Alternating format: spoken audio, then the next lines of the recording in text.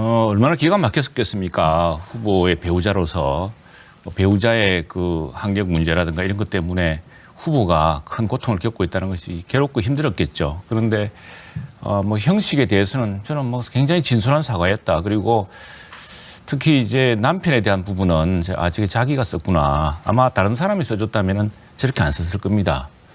그런 마음들이, 애틋한 마음들이 아마 담은 것이라 생각하는데, 뭐 거기에 대해서는 뭐 이렇게 받아들이는 사람들이, 그 받아들이기 싫은 사람들은 뭐라 해도 받아들이겠습니까? 그런데 나름대로 진솔한 사과였다 생각하고, 시점은 뭐 늦었다는 게 일반적인 평가죠. 늦었다는 평가인데, 그러나 많은 분들은 또 사과 안 할 거다고 생각하는 분도 많은데, 그에 비해서는 아주 전격적인 사과였던 셈이고, 무엇보다도 직접 당사자가 나와서 자신의 심정을 진솔하게 이야기했다는 것. 특히 이제 일과 학업을 병행하면서 어려웠던 그런 문제들, 또 검사 윤석열을 만났던 과정에 관한 것도 새로운 이야기이기도 하고, 아주 뭐 저는 개인적으로 뭐 이 당에 있어서 그런지 모르겠습니다만 상당히 뜻밖으로 좀 진솔한 사과였다라고 생각을 합니다.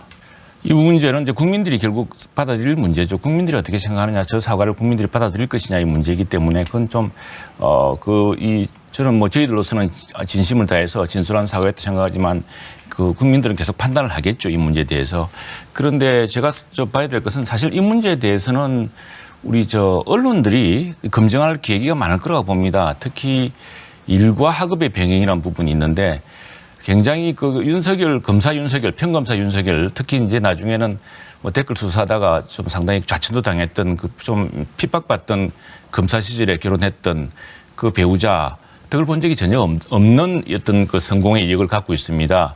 2015년의 경우에 보면은 그해 문화 전시회에서 기자들이 뽑은 백인 중에 한 사람이었습니다. 그건 언론 보도에 다 나오거든요. 앤디 워홀, 마크 리브, 마크 로스크 전시 같은 경우는 완전히 전시업계에서는 좀 약간 전설적이라고 합니다. 대단한 흥행이었고 그런 것들이 그 여성으로서 더구나 직업을 가지고 직장과 학업과 일을 병행하는 여성으로서 이루어진 것이고 그 과정에서 부단히 콘텐츠 기획을 하기 위해서 새로운 콘텐츠를 배우고 또 가르치기도 하고 하는 이런 과정들을 이제 하는 과정에서 좀 과장이 있었다. 좀 돋보이려고 과장이 있었다고 생각한 것인데 그런데 지금 상당히 그 배우자로서도 사실 억울하고 답답한 면이 많을 겁니다. 그러나 대통령 후보의 배우자가 되다 보니까 하나의 사소한 아주 대단한 것도 큰 정말 검증의 대상이 되는 또 실제로 해명을 해야 되는 그런 과제가 되었지만 그러나 지금부터는 아마도 이 언론들이 과연 그러면은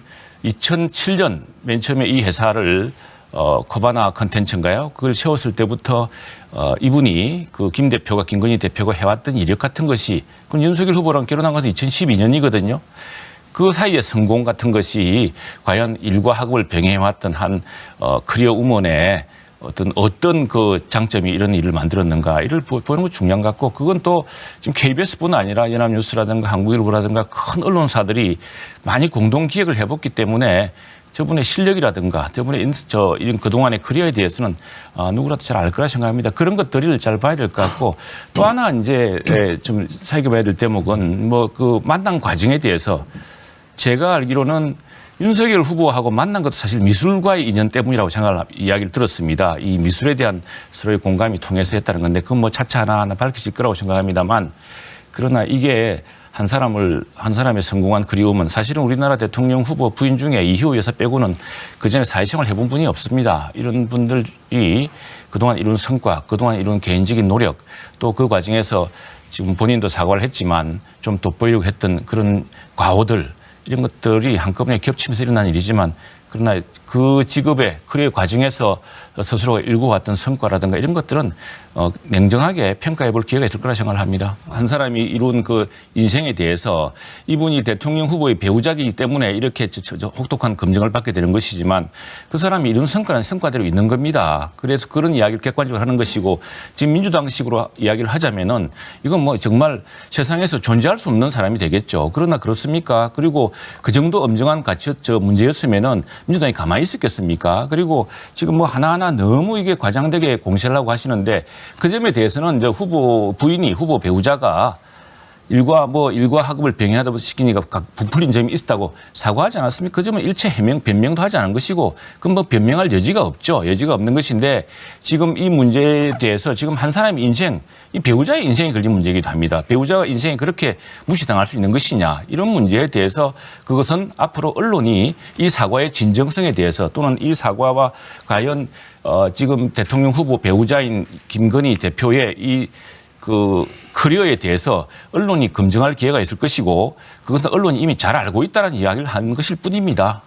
정중한 이제 이야기죠. 일반적으로 지금 뭐 평론하는 사람도 많지 않습니까? 나도 평론 많이 하고 있고 여기 와서 늘 곤혹스럽습니다. 이게 우리 당 입장을 변호를 해야 되는데 제3자처럼 평론하고 저도 좀 비판의 대상이 될지 모르겠습니다. 그런데 뭐 지금은 힘을 똘똘 뭉쳐서 정말 싸워도 모자랄 판이죠. 민주당은 보십시오. 얼마나 지금 일사불란하게 잘하고 있습니까?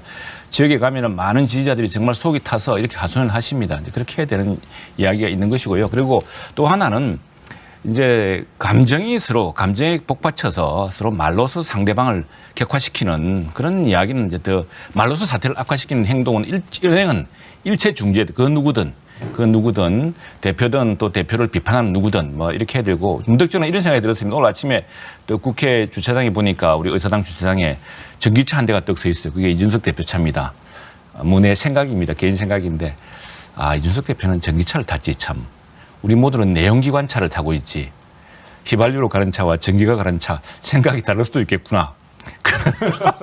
그래서 어쨌거나 우리는 상반기에는 이준석 대표 떡 받습니다. 그래서 당의 기반을 확대했는데, 하반기는 지금 윤석열 후보 없었으면 우리가 이 대통령 후보 경선 흥행이나 됐겠습니까? 때문에 지금 다시 정권 탈환을 정권 교체를 바라보고 있는 시점에 왔는데, 여기서 그 어떤 서로 간에 상반기 하반기에는 공과 또 전기차와 휘발유차의 서로 차이점, 요즘 뭐 저는 경유차이기도 합니다만 그런 차이점을 인정을 하고 더 이상 밖으로 말로서 사태를 악화시키지 말자. 그리고 그 차이에 대해서도 좀 인정하자. 왜 저런 이야기가 나올까? 그 이야기를 인정하고, 이제 저는 뭐 당대표가 지금 선거 기간 중에 할 수 있는 일을 엄격히 제안해서 당대표가 하면 되고, 선대위는 선대위대로 이제는 힘을 모아서 정말 일로 매진하는 그 방법밖에 없다고 생각합니다.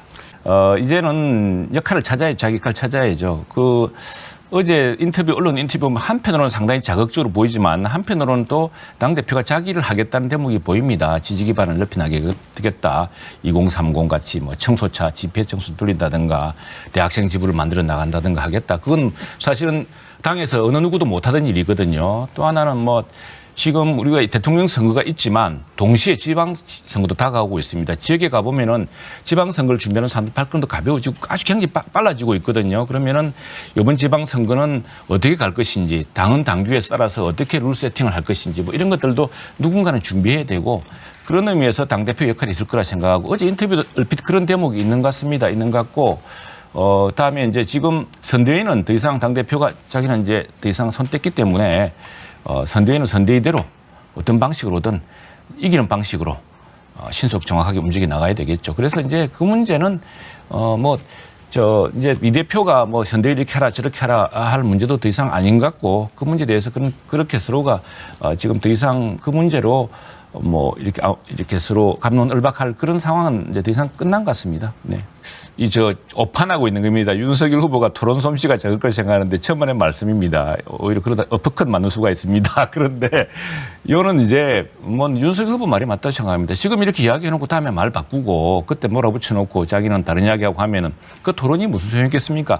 그래서 사실은 우리가 토론이 말잔치처럼 보이지만, 말재간이라든가 뭐 남을 몰아붙이는 것처럼 보이지만 그렇게 보입니다. 보이는데 토론의 진정한 성과, 결과는 그 진정성, 신뢰성 이런 데 있는 것이거든요. 그런 면에서 신뢰 자본 측면에서 오히려 윤석열 후보가 제일 낫다고 생각하고, 기회가 있으면 반드시 할 것이고, 지금 윤석열 후보는 이재명 후보도 많이 늦었습니다. 지금. 그래서 지금 아직까지 선대위도 지금 아직까지 조금 울릉 지금 좀 울퉁불퉁한 길을 가고 있지 않습니까? 빨리 그 정비를 해야 되고, 아직 전국 한번 돌지도 못했고, 시간 되면 할 테니까 너무 재촉하지 말고 걱정하지 마십시오. 그리고 정책이나 좀 일목요연하게 잘 정리해 두시기를 빕니다.